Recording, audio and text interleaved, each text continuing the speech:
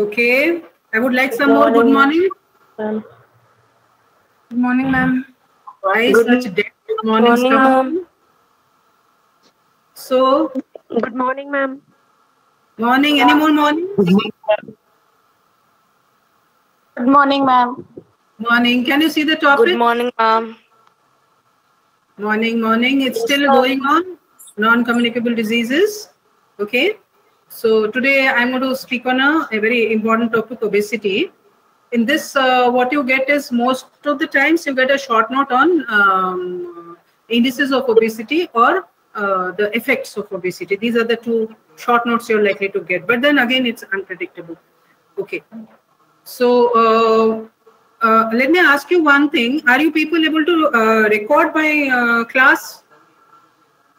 You're able to see, but can you also record? I mean, do you get the recording also? Yes or no? No, ma'am. That means once you see now, after that you don't have access to this class anymore. Is it?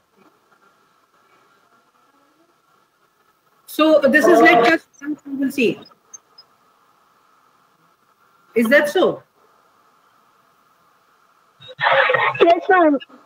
Because with your attendance, I am getting my recording also, which stays for around 15 days. For 2 weeks or so, the recording in case needed. So this is only one time you get to see, and that's it. Okay, fine. So obesity, it's basically a chronic disease. It is characterized by accumulation of fat. So when do you say a person is obese?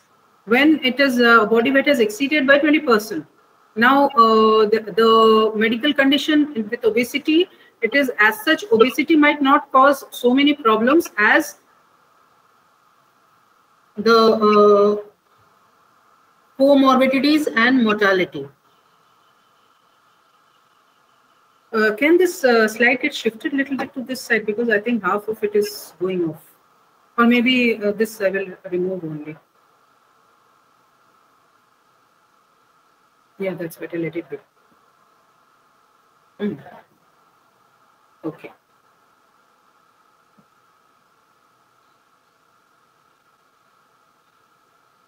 So there is excessive, bottom line is excessive accumulation of adipose tissue in the body. And in early onset, what happens is when a child is obese, there is a number of fat cells is also raised, and the size also is increased. So there is hyperplasia of the adipose organ. Okay, so when a baby gets fat, or a small baby or a child gets fat, that is more dangerous, because even after later on in life, when the child becomes slim, loses weight and all, the number of cells, they stay.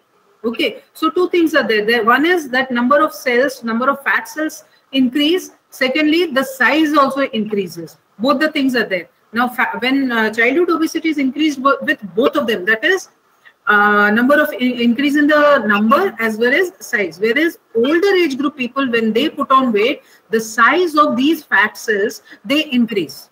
Have you got the difference? So when a child is obese, that is more dangerous, because these fat cells are there to stay. The number is more, and that is there to stay. Whereas an adult life, it will be the cells which will get fat up.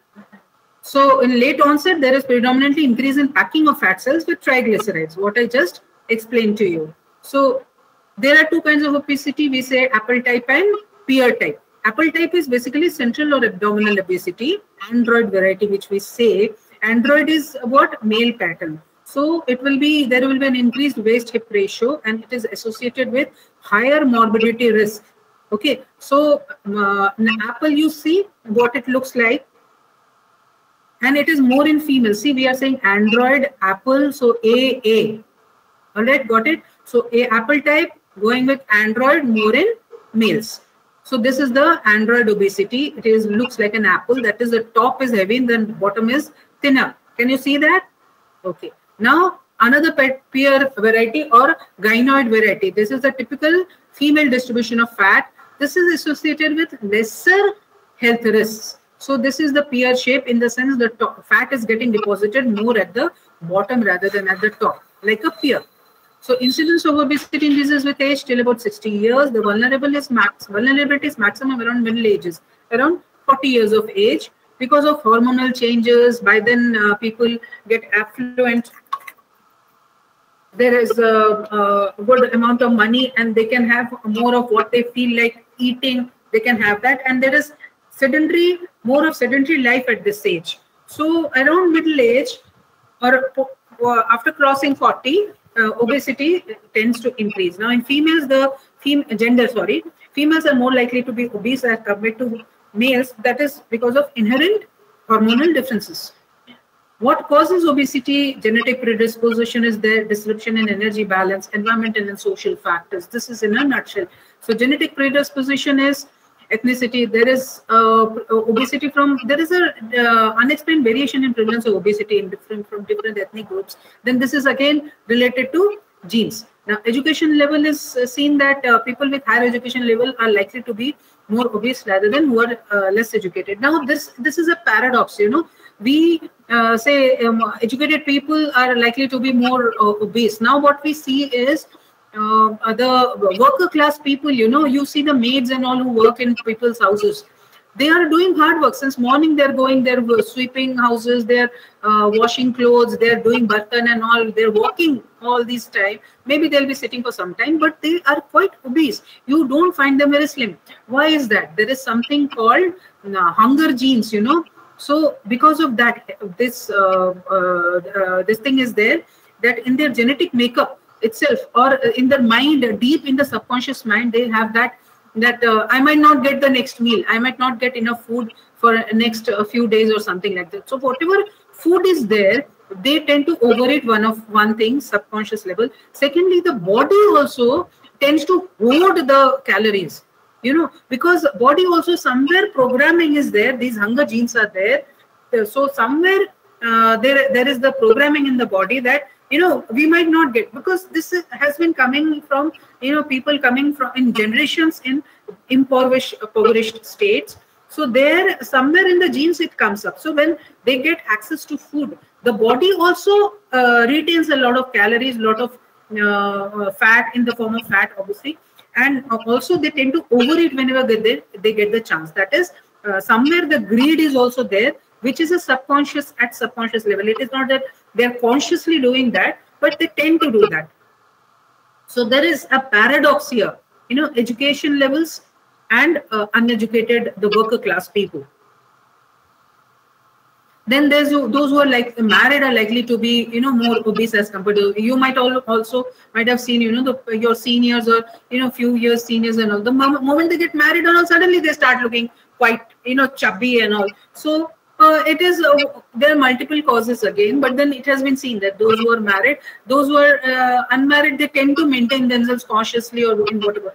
Once marriage is there, somewhere people let go and they tend to overeat. They don't tend to exercise. So all those things are there. Now women with parity, more number of children on an average, fatter the person will be, unless if there is some other reason. So on an average, every woman gains 1 kg weight with every pregnancy. But then this is just about 1 kg we are just saying, but plenty of times it's much, much more. Then a diet rich in fat, refined fat, sugar and carbohydrates obviously predisposes to obesity, and excessive consumption of sweets and cold drinks and all, fried food, baked items, pickles, chutneys, fast food, alcohol is responsible for obesity. There is something called empty calories. There's something called empty calories, which is associated with cold drinks and chips and fast food and all. Why are they called empty calories? It is because the nutritional value of these items is zero. They are not providing you with any proteins or any vitamins. We want proteins and vitamins. They are not providing with that. They are providing high saturated fat, salt, and carbohydrates. So all this gets converted to glucose in the body and triglycerides and all. And thus, these are called empty calories, because actually nutritionally they are not good for us. They are not giving us any, they are not of any nutritional value. Consumption of even 100 extra calories per day. So in 1 year, you end up gaining 4 kg body weight. This 100 calories extra per day. 100 calories is just one slice of bread. every day. One extra slice of bread every day will result in gaining of 4 kg in a year. Smoking per se, as such, smokers, they reduce the likelihood of reducing obesity because it is an anorexic agent. People, those who smoke, they tend to have this appetite. It is like an appetite suppressant, you know. So, but then that doesn't mean that you start smoking. But then plenty of times, we have seen these celebrities and, you know, models and all that, they smoke just to keep that thing, I mean, the hunger cravings and all down, the appetite down, and also the energy levels high, because nicotine gives a kick. It gives you hyper. It makes you hyper. Okay, so because of that, a lot of celebrities and all, a lot of, you know, people in that field, they tend to smoke for this reason, and then they get hooked to it. Alcohol provides 7 calories per gram, which is almost double the amount of calories you get from carbohydrates and protein. 1 gram of carbohydrate gives 4 calories, 1 gram of proteins gives 4 calories, whereas alcohol gives nearly the double. So alcohol consumption is by itself a risk factor for obesity. But along with the alcohol, what is the problem is snacks consumed along with alcoholic drink. They are invariably, again, they contain empty calories, like they will be fried and fatty and oily. So because of it is not only one person does not sit and consume only the alcohol, that you can say is like consuming cold drink, you know, same kind of amount is there. But then again, alcohol plus snacks, what you have, cold drinks plus snacks, what you have. So that is a dangerous combination. Then physical inactivity, high physical inactivity is obviously sedentary life is predisposes. Now, what is this waist hip and waist circumference and waist hip ratio? Midpoint between the lower border of the rib cage and the iliac crest. Okay, that is taken midpoint. And the thing advantage is it is unrelated to height. So you can just measure it, and waist hip ratio you can see, and this correlates closely with BMI. So you need to know the, because if you don't know the height, you cannot calculate BMI. But then waist hip ratio is nearly as good an indicator as BMI, and it shows the index of intra-abdominal fat mass and total. How much is it? This abdominal fat is very, very dangerous, you know, because visceral fat is the danger thing. If this more is the visceral fat accumulation, higher is the danger for a stroke and, you know, all the other morbidities which can happen. Now, high waist hip ratio in 1 in men and 0.85 is women. If it crosses that, then it is taken as high. Now, obesity definitions will see waist hip ratio if more than 1 in males and 0.85 in females, it indicates abdominal fat accumulation and thus obesity. So this is the you can see the lower point of the rib cage and the upper iliac crest, midpoint between them, that is taken as the waist, and hip is, you see the outer trochanteric point, that point is taken as hip. Now, weight gain is energy input, energy output. The balance has to be maintained between the two. It's as simple as that. So, etiology, what do you see? You have this psychological, lifestyle changes, medical conditions, genetic. All these things, they combine to have that results in obesity. Now, here as man has evolved, you see gradually when from ape, human beings started emerging, they had a very tough life. They had to go foraging for food. Then they started farming. Then they, after farming and all, then came industries. So with industrialization and processing of food and everything is being done by machines. And this is the last figure in which we people are right now. So potential reduction of leisure time, physical activity as computers, communication technology, all this has penetrated the masses. There is increased participation in computer games, communication, increased its use, recreational purposes and all. Obviously, we are all now stuck with for the corona and lockdown year. This is the one what we are using for recreation and also for classes and all, you see for yourself. But then this is not a good thing, because what you should do is along with it, take 1 hour or half an hour time and do some exercises in your room also. Because you people, otherwise when you come to college, you travel in bus in the classroom and coming to the departments and all that, people stay active. But now you're just at home and eating away and demanding food from your mother, and thus obviously all of you must have put on some weight. So you have to take care of that. So physical activity is risk is low if PAL is more than 1.75. Physical activity. Okay. Then prevalence is this thing. Diagnosis, anthropotic measurement. How do you diagnose? You do take the anthropometric measurements. So skin fold thickness also is taken. Body weight corrected for height and sex. The ideal weight is given in the standard tables and deviation. More than 10% is considered indicative of obesity. 10% here and there, within 10%, it is considered to be okay, but above 10%, definitely it is obesity. So these are the indices. We have ponderal index in which height in centimeter is taken and cube root of the body weight is taken. This is ponderal index. Then Broca index is height in centimeter minus 100. This is the easiest, you know, how much is the height in centimeter? Just minus 100 from it. That much should be the weight, and if it is more, then definitely. Then Lawrence formula is height in centimeters minus 100 to height in centimeter minus 150 divided by 2 in women and 4 in men. This is Lawrence. And corpulence index is actual weight by desirable weight. This is obviously to the extent how much you are fat. Corpulence is fatness. So how much actual weight you take and divided by desirable weight. So that is corpulence index. Overweight is usually determined by BMI. You are all familiar with BMI, which is the person's weight to his height. BMI is taken as body weight in kg divided by square of the height in meters. So this is equal to weight in kg divided by height square, BMI. So it is normal value for males is 20 to 25, and females is 19 to 24. If the value is more than 30, it is considered is definite obesity. Okay, if it is, so BMI, what do you see? Less than 18.5 is underweight or low.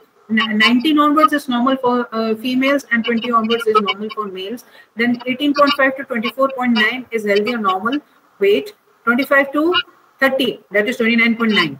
That is pre-obese. Overweight, mildly increased. And then 30 to 35, that is 34.9, is class 1 obesity. 35 to 39.9, that is 40, is class 2 obesity, that is severe. And more than 40 is very, very severe, class 3 obesity.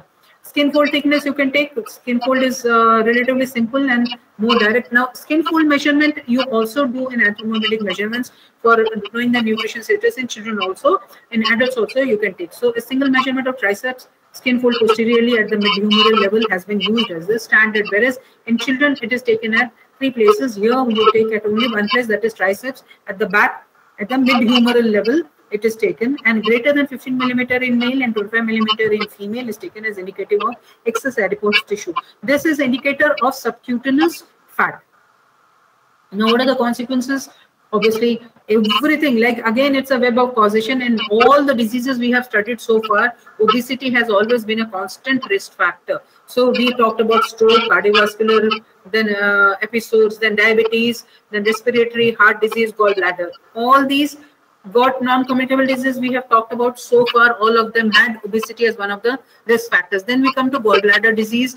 Gallstones also form, you know, a fat, fertile, 40, obese lady in her 40s, fertile with a lot of children. That is to be a typical picture for a lady having gallstones. But now again that pattern has changed. Now even thin younger people are getting gallstones. Then osteoarthritis, because weight is borne by these weight-bearing joints, especially the knees and all, they have. Then hormonal abnormalities can result from it. Cancers, especially cancer of breast and cancer of uterus, they have got high chances they are associated with obesity. Hyperuricemia and gout, these are the consequences. Now, relative risk, how much does it? Increases by more than 3. Is diabetes, gallbladder disease, dyslipidemia, insulin resistance, breathlessness, sleep apnea. These are highly increased with obesity. Moderately increased is coronary heart disease, hypertension, osteoarthritis, knee, hypoglycemia, uricemia, and gout. These are moderately increased. And slightly increased are cancers, breast cancer in postmenopausal women, endometrial cancer, colon cancer. Then reproductive hormone abnormalities, polycystic ovary syndrome, impaired fertility. You know, people tend to, because of job and all, people tend to get married late. They tend because of the job they have. They put on weight, sedentary lifestyle, they put on weight. So you find these young people who are getting married, you know, they'll be quite chubby. They will be little fat. So these people, when they get married, then they have a problem in getting a baby, getting pregnant. So all this is impaired fertility. And fetal defects arising from maternal obesity, that is also there. Low back pain and increased anesthetic risk, because how much of anesthesia to be given, because it is depending on the body weight. So obesity, type 2 diabetes, more than 50%, 57%, it is related to obesity. If obesity is cut down, type 2 diabetes also comes down. Gallbladder disease 30%, hypertension 17%, coronary 17%, osteoarthritis 14%, breast cancer 11%, uterine cancer 11%, colon cancer 11%. So you see, type 2 diabetes has more or less a direct link with the with the amount of obesity which you have. Now, psychosocial consequences, what you have, that goes with the physical consequences. Physical consequences of obesity. Now you see the psychosocial. This is also very, very important.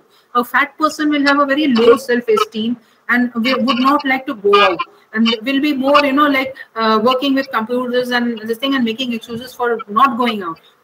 They will make excuses to themselves and they will look very, very real. They might look excuses to you, but for them that will be very real reason for not going out, for not doing any physical activity. There will be, you find a lot of times, these people at the keyboard and all, they'll be quite chubby. There will be, people who are these, they will come and, they are like sort of techies and all that, they'll be good at keyboards and, good at mixing songs and all that, whatever it is, but you find them quite chubby. So now you know, because most of the times they tend to avoid those kind of jobs which require physical exertion. It is like a vicious cycle. Then economical impact of obesity is there. If they are very obese, they are not able to go and do work. Prejudice and discrimination. People make fun of fat people all the time. That somehow also hurts them. They might not show, but it hurts them. And that causes a lot of withdrawal. Then they are considered lazy, incompetent, and more often absent due to illness. Another thing is, fat people are associated with less ability to carry out work, or, less agility. It might not be so. Then very few managers. Another is the obesity. People, they think like if they hire a obese person, they will be actually compromising on the quality of work they'll be getting from them. Now, I talked about metabolic syndrome earlier also. In diabetes and hypertension, metabolic syndrome and obesity is definitely associated with metabolic syndrome. Metabolic syndrome, waist circumference below more than 102 in men and 88 centimeter in women. And they have triglyceride concentration is again more than 150 milligram per deciliter. Their high density lipoprotein will be less. Low density will be higher. Blood pressure will be high. And blood glucose also is high. So metabolic syndrome, in which the diabetes is there, hypertension is there, dyslipidemia is there, and waist circumference is also more. The burden of the disease is, of course, it is years of life lost due to premature mortality, years of life lost through disability, and disability adjusted life years. DALY. DALY is one which is everywhere. You actually might come across it very often, because DALY is one universally used term in which, how many years of life are lost due to disabilities, how many years have come down. So disability adjusted life years. Now, treatment is a chronic. See, you have to keep in mind it is a chronic condition, and again, like all non-communicable diseases, you have to be at it to keep it under control. It is not like one-time treatment. All non-communicable diseases, you have to be at it all the time. So it is associated with type 2 diabetes and arthritis. Associated risk factors are hypertension, dyslipidemia, coronary artery disease. In all these things, they impose a substantial economic burden. It is not only that the person is obese as such, because these diseases also latch on with obesity, and thus they also require treatment. Glucose also requires treatment, long-term treatment. Hypertension needs long-term treatment. Now, physical activity definitely can help reduce in losing weight. It definitely helps. So the obesity management objective is, first is promotion of weight loss. One thing is, there is a wrong idea that, you stop eating, you just start eating, have only salads, and then you lose weight. But that is not a healthy way of losing weight. Our aim is to have a long-term weight maintenance. I mean, whatever is being, so it has to be the regimen or whatever is being taken up, the diet regimen and the exercise regimen and the daily activities which have taken up. There should be kind which can be continued with, which can be consistently done. You don't have some unearthly kind of or a stupid or which can't be done for more than 7 days, or a lot of willpower means 30 days you do and you get fantastic results. After that again you go back. So what happens? The whatever you lost comes back with a vengeance, and you nearly double up what you had earlier before you started. So long-term weight maintenance is very, very important. Long-term prevention of weight gain is very important. The risk factors which you develop, which the people, obese people develop, there should be an improvement in the risk factor, and encouragement. The active lifestyle, it has to be encouraged. That it should be quality of life and the active lifestyle. All these things, they go hand in hand, and nothing is achieved without change in the eating pattern. Again, eating pattern should be something realistic.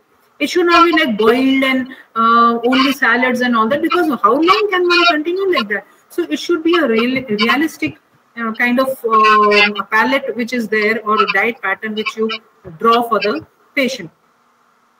So it is an integrated program. So integrated means obviously all these things are together. So community-based physical activity and nutrition, basically individual.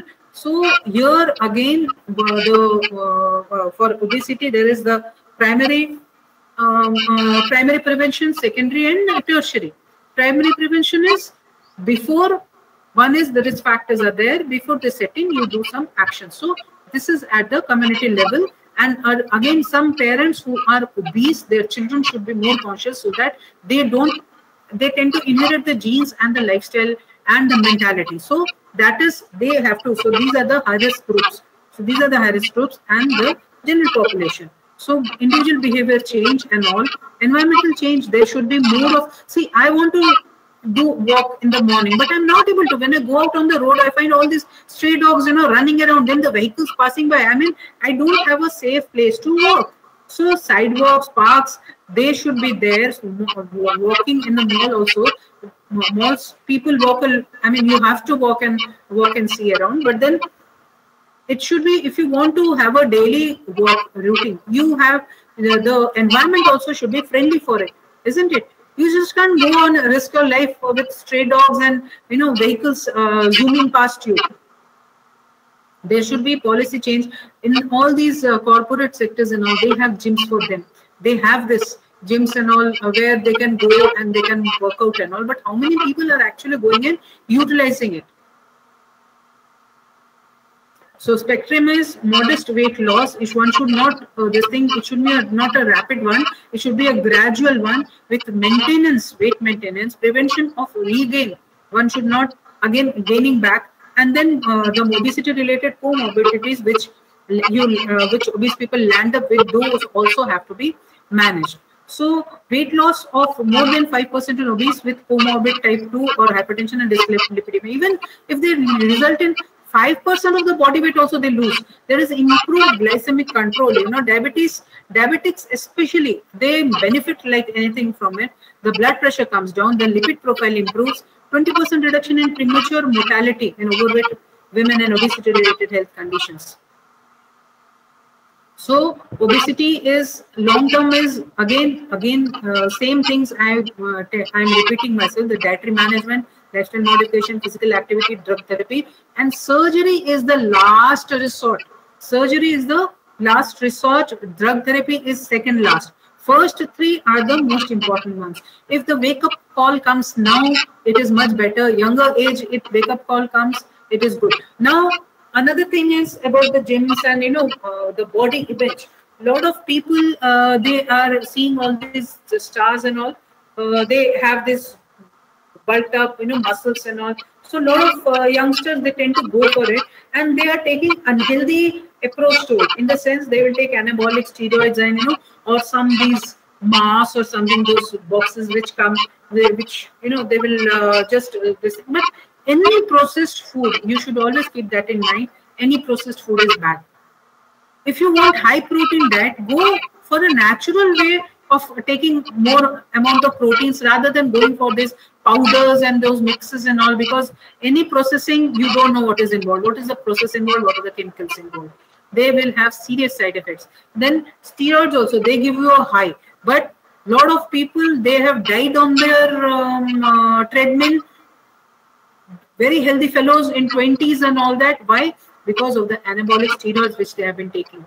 So they will have a lot of organ effects. So shift is realistic goals is changing appearance to improving health. That is one. Then consider healthier weight over a time.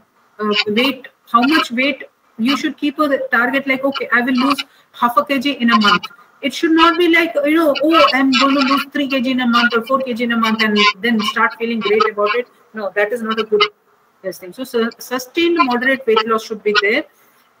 And all these things, serum triglycerides and all these things, they come under control. Long term is, again, motivation, which is there, satisfaction, which is there, and satisfaction with the treatment. All these things, they decide on, how a person sticks to it. So, low-fat diet, engaged physical activity, well-tolerated pharmacotherapy, which is there. Now, important points is more females than males are obese at any given age. Prevalence rises progressively with age.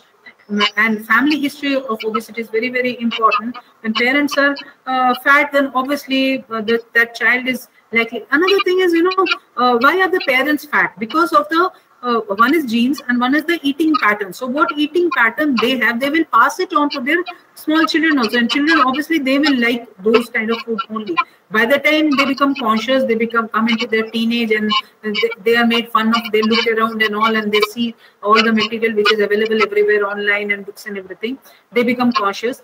Then it is a wrong kind of thing which acts. They will have this bulimia or taking of steroids and working out too much, and hours together they'll be working out. So that is one extreme which happens. So that also should not be there. It is not good. The major consequence of childhood obesity is persistence into the adult life. Like I told you, when a child is obese, the number of fat cells also increases. These stay in the body. They don't go anywhere. And then a person loses weight. And also that has to be kept in mind, that when you grow to middle age, when you're growing older, those cells, because they are now slim, those cells, the moment your intake goes up, these cells, they puff up. Okay. So behavioral changes are, again, all that alcohol consumption, snacking, high-fat diet, decreased physical activity, all those things, they have to change. And the hazards are again and again what we had talked about. Those things are again type 2 diabetes, hypertension, stroke, cardiac diseases, cancers, ovarian cancer, breast cancer, gallbladder, colonic cancers, gallstones, all these things are associated. Arthritis is definitely, you find a lot of middle-aged or older women, or men, when they're walking, they can't walk straight, they can't be active because they have developed arthritis of the hip, knee and foot. These are the weight-bearing joints. So these weight-bearing joints have gradually eroded the joint surfaces they have, and they have developed this small this thing in it, what is called calcanea or whatever. So varicose veins are also associated with breathlessness, sleep apnea. Sleep apnea is one condition which I had talked about, associated with hypertension and stroke. So obese people tend to have, when they're in deep sleep, the uvula falls back and they stop breathing for a while. And when they stop breathing for a while, what happens? The blood pressure goes up. So this every night, when it keeps on happening slowly, there is a sustained rise in blood pressure. It stays high throughout the day also. Then hirsutism, that is increased hair all over the body. And pregnancy, when they have a baby, neural tube defect baby, perinatal mortality, preeclampsia, gestational diabetes, preterm labor, DVT, deep vein thrombosis, etc., are highly likely with obese women when they get pregnant. These are the complications. And when they cough or laugh or something, they have incontinence, urinary incontinence. And then abdominal hernia will be there because the muscle layers, they are infiltrated with fat, and slowly the strength of the muscles are not there and they give way, and this hernia happens. And psychologically, obviously, a fat person can go into depression and have a very low self-esteem and low bad body image. All those things are there. And then in reduced employment prospects, like I told you, it can happen. So prevention is again, it is again treatment and prevention. They always are one and the same thing, more or less. So diet is the cornerstone of the treatment. Drastic reduction, total starvation, exclude. These should not be done, should not be done, should not be done. Then moderately the changes have to take place. Exercise has to be done, a regular one, which can be done. Suppose you can, after reaching back home, you are reaching back around 5:30, 6 o'clock, and if you do 6 to 6:30 instead of straight away going and eating something, you just do some exercise for half an hour. So you have to make half an hour available to you from your daily routine. That's all that is required. So this half an hour, a morning it's difficult for everybody to get up. So okay, leave the morning, but evening at least take half an hour and inculcate in your lifestyle. And then this appetite suppressant drugs, they also have their side effects. So they are not if what can be done with dietary modifications, drugs should not be resorted to. Surgery is a last resort, like jejunal shunt and gastric bypass. They are done in all morbidly obese patients in which they are not able to move. You might have seen in the documentaries and all, very obese. They have to be removed by cranes because they don't have the strength to stand up on their own, that kind of a thing. So what you can eat enough is cereals and pulses. You can eat liberally vegetables, fruits. Cereals also, it is like whole wheat, and pulses also whole grains. That is preferred. And vegetables and fruits as much as you want. Eat moderately non-veg. Sugar should be less than 50 to 60 grams a day. And eat less salt. Salt should be less than 6 grams per person per day. And fat should be less than 30 grams per day in this thing. So this is again losing 10 kg, what I told you, reduction in systolic, all those things, sugar and all. Now, universal prevention, as the name suggests, it is for all individuals of the community. So irrespective of their weight status, what they have to do is universal. Everybody has to do. They have to do a healthy diet with less of fat and less of refined carbohydrate, active physical activity. Sedentary lifestyle should be sort of modified as much as possible. And nutrition education is very, very important for everybody. So tips on dieting: do not skip meals to reduce weight. Have each time something. Okay, don't altogether let go of it. Don't eat leftover food after the meals. Eat small but measured meals, or eat minimum 3 meals. You should not be. Don't snack while watching TV or using computer. Snacking is a very, very harmful thing. It is a myth that some food can burn fat. That is not there. You should not shop hungry because most of the time when you're hungry, you get drawn to these junk food or sweets and all that. That time you feel like, okay, let me have it once, it will not harm. But that once happens too many times. Then reduce stress through relaxation rather than eating and binging. Positive attitude and cheerfulness should be there, and regular exercise should be, and slow and steady weight loss should be there. Half to 1 kg per week is safest. So that comes to around 2 kg per month. But even then, that 2 kg is also quite a bit. It should be a little slower. Depends on, what kind of lifestyle do you have. And if it is like, young people, okay, they can. But little older people, they should be more careful with losing weight, how much. So what are the environmental factors which affect overeating? Portion size, high fat, energy dense, high glycemic index, soft drinks and sugar. So where are they? These are in the fast foods, snack foods.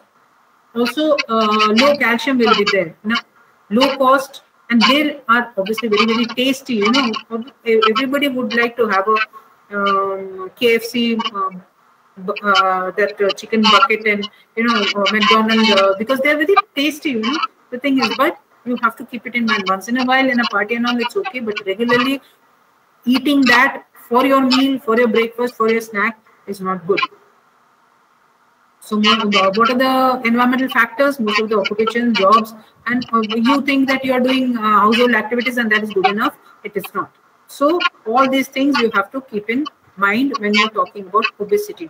Lot of patients will consult you regarding obesity, and if they are not, and you are seeing a patient and you find the person obese, then definitely you should be conscious and do something about it. Advise the person regarding that.